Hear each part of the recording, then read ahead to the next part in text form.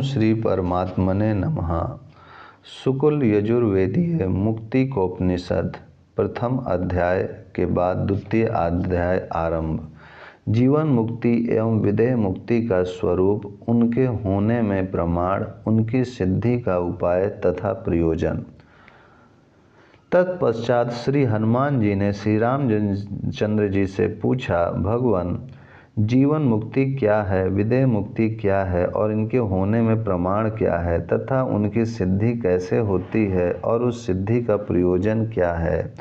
श्री रामचंद्र जी ने कहा, हनुमान, जीव को मैं भोगता हूँ, मैं करता हूँ, मैं सुखी हूँ और मैं दुखी हूँ इत्यादि जो ज्ञान होता है वह चित्त का धर्म है। यही ज्ञान कलेश रूप होने के कारण उसके लिए बंधन का कारण हो जाता है। इस प्रकार के ज्ञान का निरोध ही जीवन मुक्ति है। घट रूप उपाधि से मुक्त घटाकाश की भांति प्रारब्ध रूप उपाधि के नष्ट होने पर यह जीव विदेह मुक्त हो जाता है। जीवन मुक्ति और विदेह मुक्ति के होने में अष्टोत्तर शत उपनिषद ही प्रमाण है।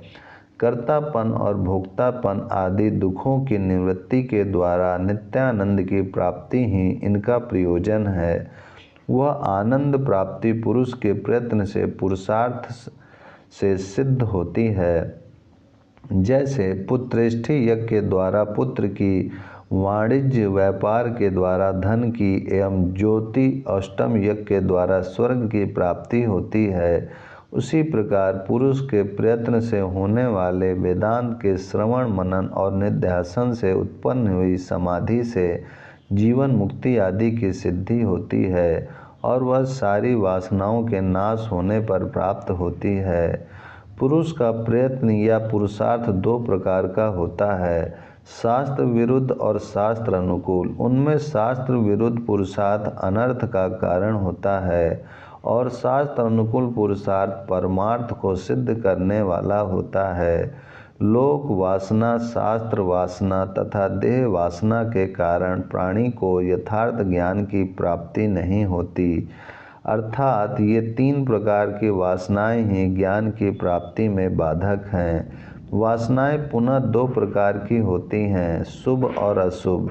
शुभ वासनाओं के द्वारा हनुमान, यदि तुम ज्ञान का अनुशीलन करते हो तो क्रमशः उसके द्वारा मेरे पद को प्राप्त करोगे, और यदि अशुभ भावों से युक्त रहते हो तो वे तुम्हें महान संकट में डाल देंगे। कपीश्वर, पूर्व के संस्कारों को तुम्हें यत्नपूर्वक जीतना चाहिए। शुभ अशुभ मार्गों से बहती हुई वासना रूपी नदी को अपने पुरुषार्थ के द्वारा शुभ मार्ग में लगाना चाहिए। अशुभ मार्ग में जाते हुए वासना प्रवाह को शुभ मार्गों में उतारना चाहिए, क्योंकि मन का यह स्वभाव है कि अशुभ से हटने पर वह शुभ की ओर जाता है और शुभ से हटाए जाने पर अशुभ में प्रवृत्त होता है। मनुष्य को चाहिए कि पुरुषार्थ के द्वारा यत्नपूर्वक चित्त रूपी बालक को फुसलाकर, थपथपाकर शुभ में ही लगाए। अभ्यास के द्वारा जब तुम्हारी दोनों प्रकार की वासनाएं जल्दी ही क्षीण होने लगें, तब शत्रुओं का मर्दन करने वाले हनुमान, तुम जान लेना कि अभ्यास परिपक्वता को प्राप्त हो गया।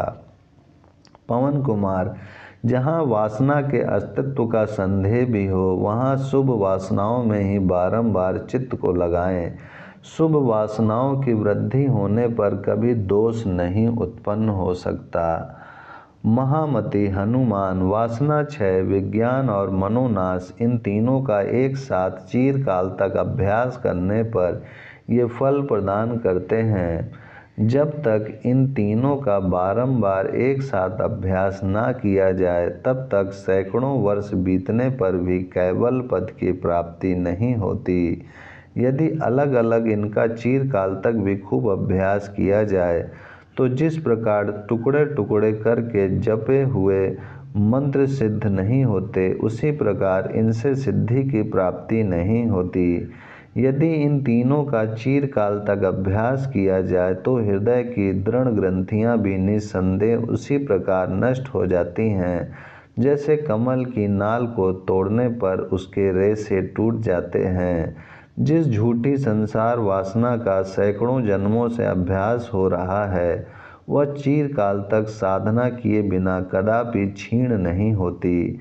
इसलिए प्यारे हनुमान, पुरुषार्थ के द्वारा प्रयत्न करते हुए विवेक पूर्वक भोग की इच्छाओं को दूर से ही नमस्कार करके इन तीनों का सम्यक रूप से अवलंबन करो। वासना से युक्त मन को ज्ञानियों ने बद्ध बतलाया है, और जो मन वासना से सम्यक्तया मुक्त हो गया है वह मुक्त ही है। ओम शांति शांति शांति।